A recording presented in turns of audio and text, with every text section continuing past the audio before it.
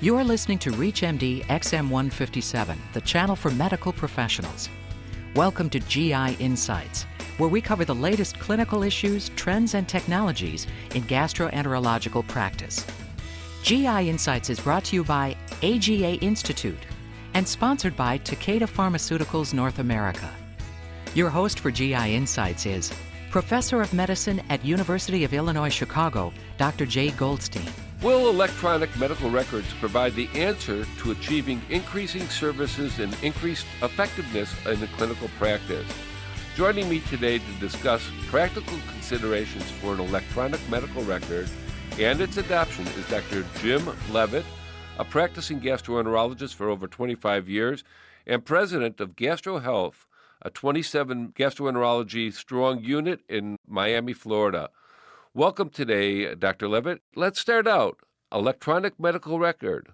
What does it promise us? What is the advantage of even talking about this today? Well, I think there's a lot of advantages. As gastroenterologists, we face a lot of pressures. We have to control costs. We have to increase services and functionality. We are busier today than we've ever been. I probably see twice as many patients as when I first started practice in the early 80s. We answer to a lot of different clientele. We're subject to a lot of stringent regulations and oversight, which kind of hampers our ability to be maximally profitable, and we do this in the environment of decreasing reimbursement. So there's a lot of pressures on us to become more efficient, and I think the answer, and most people think the answer, is going to be technology in the form of electronic medical records and the Internet. Well, how will the actual electronic medical record be catalytic in converting our practice or changing our practices to be more efficient? What is the specific advantage? Let me give you an analogy. Back in 1980, when I started practice, almost no practice had a computer for a practice management system. Can anyone think today of running a large, busy practice without one? And I think if we do that on the business side, the clinical side is so much more complex, and yet we do that all with paper. It just seems obvious that we'll become more efficient, just like we did on the business side when we started using practice management software. So we have an investment of both time and effort to get an electronic medical record up in a practice. Is that correct? That's correct.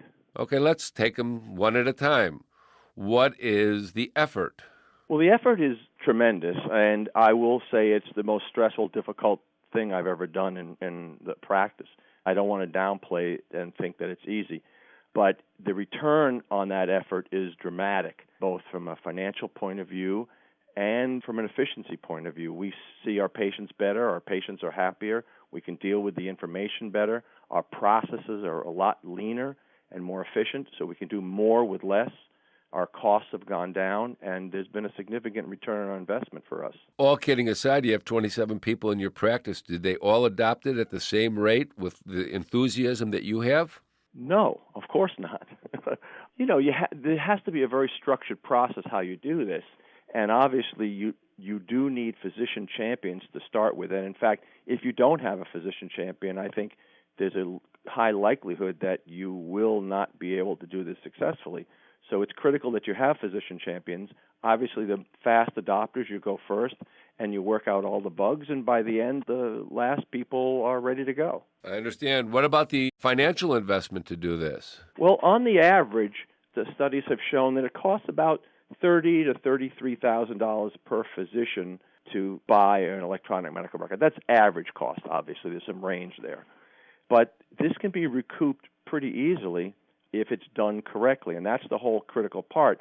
The return on investment is dependent on the fact that everybody uses it all the time. If you have a partial deployment of electronic medical records, then your return on investment is not as good. Do you think the documentation is actually better and protects you against litigation and the like? I don't know what the data is on litigation. I do know that we have been audited by payers, and they come in and look at our charts and are amazed how good they are. Our charts are clearly much better than they used to be, and our documentation is better.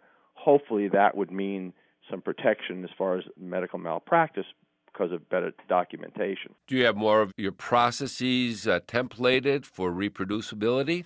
Yes. A lot of our processes in the workflow in the office, the efficiencies in the workflow are more than just making a note. I mean, the most important thing is the success of it, and the failure of an EMR hinges really less on the software itself than on the practice's ability to change or re-engineer the common workflows that are very inefficient in our standard offices. So you think that this is, again, catalytic for that process change or change management within your office? Absolutely. And in fact, that's what interested me initially in getting into electronic medical records.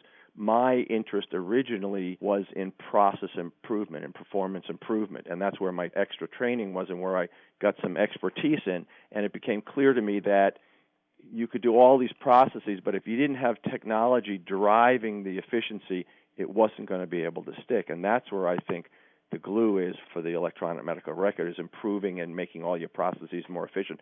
I mean, the software is great, but the improvement in processes is where you get the bang for the buck. Do you have a full-time IT person in your office? You have 27 people? Yeah, we do. We actually have, because we have electronic medical records for a variety of different offices, plus we have an internet and we have a patient portal that's connected to the electronic medical record, and we have an endoscopy center and endoscopic report writer that goes along with our EMR. We have to service a large number of people. We actually have 2 IT people. Well, full-time. Yep. You mentioned the term patient portal. Can you explain that to us? Sure. I think this is where things are going, and there's lots of studies that show that patients want to be able to communicate with their physician online. And in fact, a study from several years ago, one of the 57% of people questioned said they might choose their physician based on their ability to communicate with them online. 70% of people want to make an appointment online, get a result online, get a prescription online.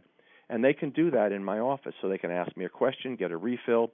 When the patient calls for a new appointment, a new patient calls, they can actually go on our portal and fill out all the clinical information and have it go right into the electronic medical record before they ever get there. So our whole cycle time with patients is decreased. They don't have to wait and fill out all that paperwork when they get to the office. That's good for us, and it's good for them. Do they give you positive feedback? It's fantastic feedback. If you're just tuning in, welcome to ReachMD XM157, the channel for medical professionals.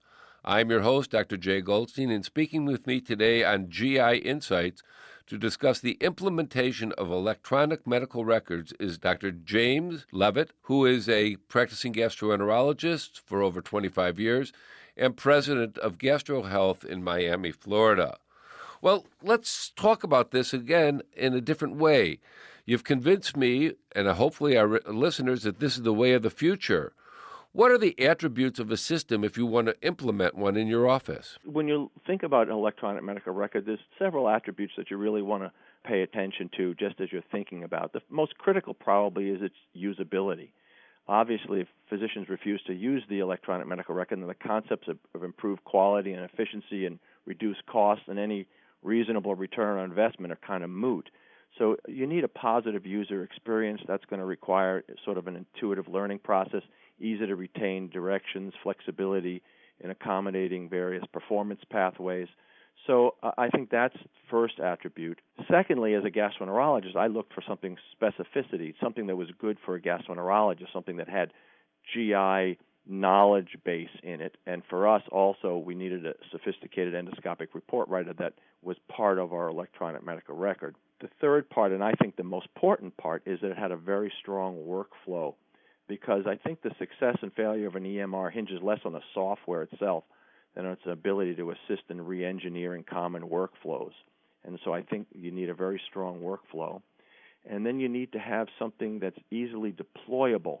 You want to make sure that it does have to be implemented incrementally. And so you have to be able to look that you can do the easy functions first for the physicians, and so they can, like messaging and looking at results. You want to be able to integrate with your practice management system. So those are very critical. And then finally, scalability. What is your ability to house a server, or do you want to do this online, or how do you want to do it? So those, I think, are the 5 big attributes you want to look at. Do you interface with other systems like an outside laboratory, hospital, or the like? We don't interface with the hospital and the main reason is because we don't have a central patient identifier, but we do interface with our labs so that our major national labs interface with us. We actually, when I order a lab, it actually creates a lab slip automatically so my staff doesn't have to print it out. It sends the order electronically to the national lab so they know what needs to get done. It prints labels if we draw the lab in our office. And when we get the result back, it comes directly attached to the patient chart and directly onto my task list so I can look at it. So you check in with the computer every morning. I have my computer on all the time. If I'm in the office, the computer is going. All right, technology is technology and people are people.